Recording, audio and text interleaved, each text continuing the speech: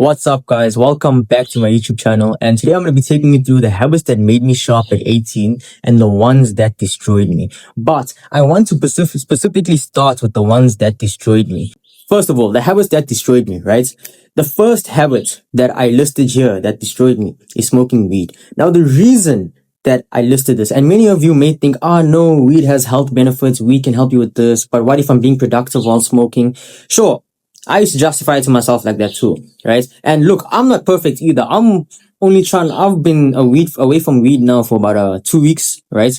I'm trying to stay away from it for as long as possible, but I'm telling you, because I was someone who smoked weed every day for 2 years, right? So I can tell you firsthand how it's bad for you. And if you don't want to believe me, it's all right. Don't believe me. If you want to continue smoking, continue smoking. But at the end of the day, deep down, we all know that it holds us back, right? Now, the thing is, how I used to do it, I used to justify smoking weed by being productive while I was high. So what does that mean? Let's say I'm sitting outside now and I was smoking a joint, right? While I'm smoking that joint, I would be editing a YouTube video, or I would be editing my short form content, or I'd be working on my business, sending emails, scripting my call, whatever it is I'm doing. I did it while I was high, or I would go to the gym while I was high, right? Now, yes, I was being productive while I was high, but at the same time, it clogs my mind. Like while I was editing, there was a bit of inconsistency in my editing. There might have been a thing I did in the last video that I missed in this video because I'm smoking weed. I didn't remember I did it then, right? Because it clogs your mind, it clogs your brain, right? The next thing is that weed holds you back from your full potential because, like I just said, it clogs your mind, right? So when I was editing those YouTube videos, there was something I did in the last video that I forgot, right? Or not just that, when I said I wanted to do something, I felt more tired, I felt lethargic and lazy, right? The reason this happens is because weed takes a toll from your energy. And the reason it does that is because it increases your dopamine. So when it increases your dopamine, and then the dopamine goes away, you start to crash. And when you crash, that's when you start to lose all that energy, right? So how I said I haven't been smoking in a while, I stopped smoking for a while and I smoked once after that. When I smoked once, I got high as fuck, by the way, because I hadn't smoked in so long. But I felt the next day how tired it actually made me. And while I was high at that time, I realized how distracting it can be, how it can make me tired, how it can make your mind go all over the place or make your mind do nothing at all, right? It is not beneficial for you. It holds you back. And the next thing is about weed, right? Is that the truth is that there's something that I wasn't dealing with, that I was using weed to hide. What that is, I'm still trying to figure it out. But I'm trying to heal from my childhood traumas. The reason we do these bad habits is because we're trying to numb something. We can't sit and do nothing for too long. In fact, to prove my point, I watched one of Hamza's videos, right? Hamza is the reason I do the content I do. He's the reason I am so sharp at the age I am. I learned most of my stuff from Hamza, right? Go and sit down and stare at the wall for 20 or 30 seconds. And one of your childhood memories is going to come up. And that is trauma you haven't dealt with. Sit there and pretend that you were that child. Pretend that was the younger version of you, the child version of you, is telling you how they feel about what happened to them. Now, don't say that, no, you shouldn't feel that way. Validate them. Tell them, yeah, you're right. You didn't deserve that. Yes, that was unfair. Whatever it is. Because that's how you heal from your childhood trauma. And once you begin to heal, you start to crave the bad habits less, whether that's scrolling, whether that's porn, whether that's weed. You start to crave it less once you work on your trauma. So I'm going to create a separate video on healing from your trauma eventually. The next bad habit that I can say for me, right, is corn. And of course, you knew this was coming up. Why do I say this? And you guys have heard this from many people, not just me, I'm sure. Because one, it kills your drive. And I know you've heard this before, but I'm going to tell you, it kills your drive, bro. I felt it when I didn't release for about 2 to 3 weeks. I was moving, I was working, I was on the move, bro. I was moving, I was doing shit, I was getting shit done, bro. As soon as I released, most of it went away. I got tired, I got lethargic. I didn't see the need to go really and work and things. Because look, what is our motivation behind the work we do? Because we want to work so that we get big, so that we earn money, so that we have money for chicks. At the end of the day, All of it comes down to chicks, right? I heard someone say that all the money in the world would be useless if women didn't exist. Literally, the only reason we want money and all of these things is because of the woman, right? Stop watching porn. I'm not saying don't release. Stop watching porn. Because the next thing is that it makes you require more stimulation for intercourse, right? And I can tell you this firsthand. There was a time I had a girlfriend and she and I were having intercourse, right? But what happened was I started watching porn again. And when that happened, I was struggling when it came to intercourse because now my brain craved more stimulation because of the porn, because of how hyper stimulating it is. So that's the next thing. I don't think anyone would want to go through what I went through. I was lucky enough that it was my girlfriend. Imagine it was some random chick, right? So please stay away from it. The next thing, scrolling. And I know you probably know scrolling is bad for you, but it's overlooked. It is very overlooked. It is the one habit that is overlooked because the effects of it aren't immediate, right? But scrolling eats away at your brain, literally. Scrolling as soon as you wake up, scrolling before bed, scrolling throughout the day. It is terrible for you, especially when you wake up.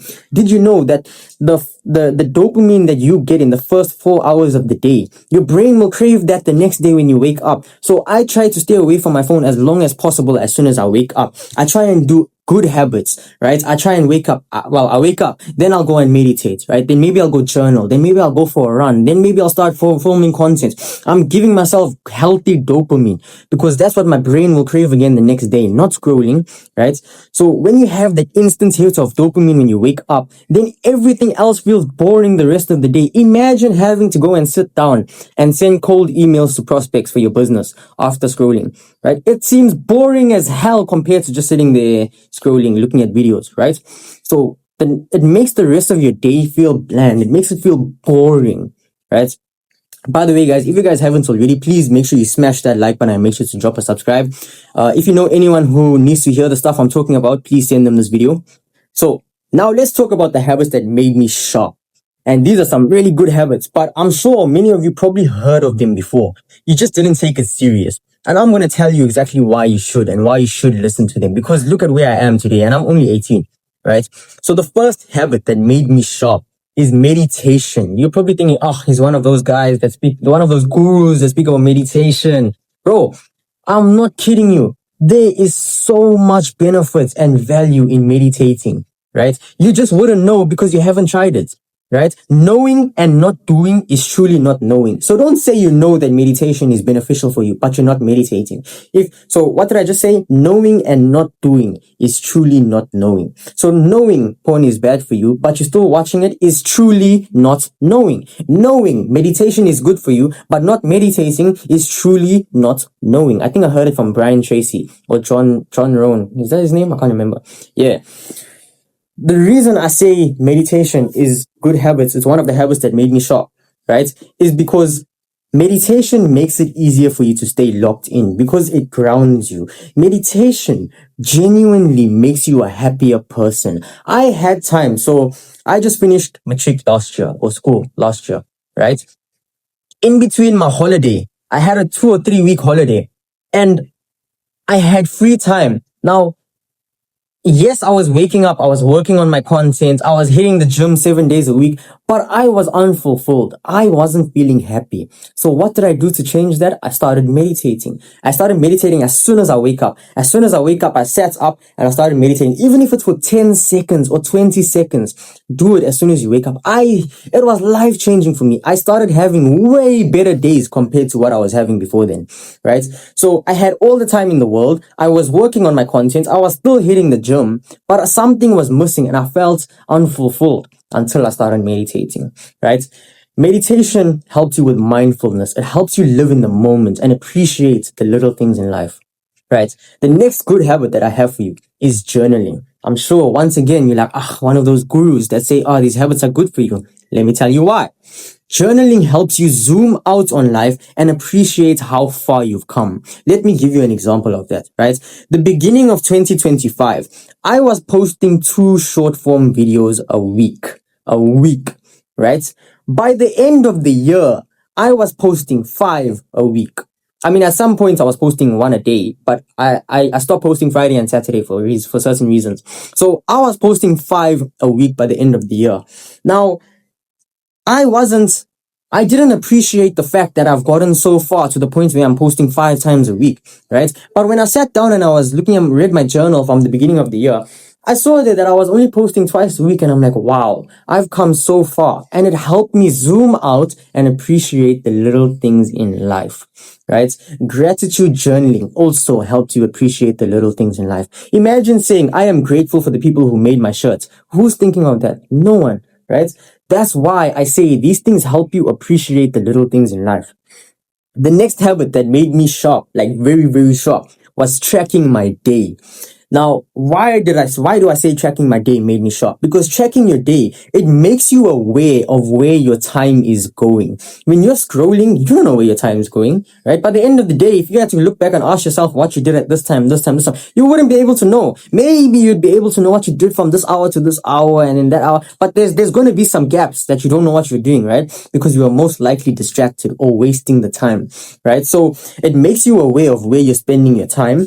And when you track your day, laziness hides in the untracked hours. When you don't track your time, you are most likely lazy in that time.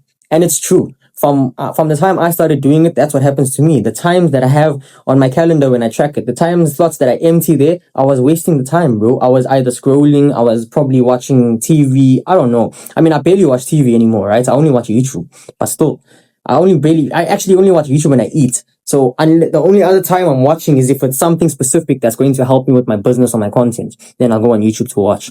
Guys, I took the TV in my room, put it away. I took the console in my room. I deleted all my games and I packed it away. I'm only 18, bro. Right? People would tell me, you're still young. Enjoy your life while you're still young. Bro, if I don't do it now, I don't know when I'll do it. So I knew I didn't want to end up like the people who are in their 20s and their 30s still sitting in front of the console. Hell no. The millionaires that I'm trying to become like aren't doing that. So why the hell should I? Right? The next thing is that tracking your day helps you see and analyze your performance. So I rate my day at the end of the day. So I will rate how productive I was. I will rate how strong my mindset was. So I'll give my mental strength a rating, and then I'll give my day an overall rating. Now, I wouldn't be able to be very accurate with that unless I was tracking my day. So at the end of the day, once I've tracked my day, I'll go look at where I spent my time. I'll go look at how many hours I was working, how many hours I was meditating with this, that, whether I was actually productive or not. And I'll rate my productiveness out of 10, my mental strength out of 10, and I'll rate my overall day out of 10. By the way, guys, if you guys want to start your own habit tracker, make sure to check out the YouTube video that I created. It's titled, If You're Inconsistent, Choose This Video. If I still have the thumbnail, I'll put it up here. That's where I break down habit tracking and what I'm talking about. The next habit that made me sharp is hitting the gym. I've been in the gym since I was 15. December 2022. Yes, I was 15 turning 16 in 2023. So I started training at home when I was a kid. So by the time I was 11 years old, I had dumbbells at home. I was training. I used to go on my couch armrest and do bench and shit. I didn't train legs at home. I won't even lie.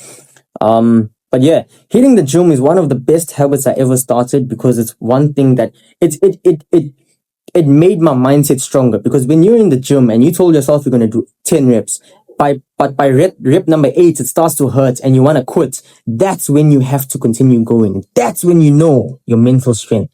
And that's when you build your mental strength. How David Goggins says it, build calluses on your mind. Hitting the gym literally improves every aspect of your life. In fact, mental health and physical health go hand in hand. You will have bad mental health if you have bad physical health. You will have bad physical health if you have bad mental health. They go hand in hand. So you cannot say you want physical strength without working on your mentality. You cannot say you want mental strength without working on your physicality, right? They go hand in hand. And another thing about the gym is that the gym teaches you discipline, right? I don't diet, but people have to diet, right? You have to stick to your workout plan. You have to do the reps even when you don't feel like it. It teaches you discipline and the power of consistency. The last habit that made me as sharp as I am at 18 is locking my social media apps. I realized that I tend to open Instagram unconsciously as a habit, right? How did I realize this? Because once I started locking Instagram, I knew at the back of my mind that I shouldn't be going to Instagram because it's locked, right? But one day I was sending someone a message on WhatsApp, right? I closed WhatsApp, and as soon as I did that, I opened my social media app and tried to open Instagram. Thank God it was locked. But when I saw that, I realized, I'm like, hold up. Why did I open Instagram when I know I'm supposed to be working? Because I was busy with something. I just stopped to message that person. But then I subconsciously, automatically opened Instagram. So that is why I say locking my social media apps is one of the best habits that has helped me get to where I am. Anyways, guys, those are the habits that made me sharp at 18, and those are the habits that destroyed me. If you guys love the stuff that I spoke about in this video, please make sure you smash that like button, make sure to subscribe. If you know someone who will benefit from hearing this information, send it to them. If you know someone who's not taking their life seriously, who has these destructive habits, who scrolls in the morning, who scrolls before bed, who does not hit the gym, send them this video, because it is life-changing advice that I am giving you in this video. As always, guys, I'm rooting for you and I'm watching from afar. Do the hard work, especially when you don't feel like it.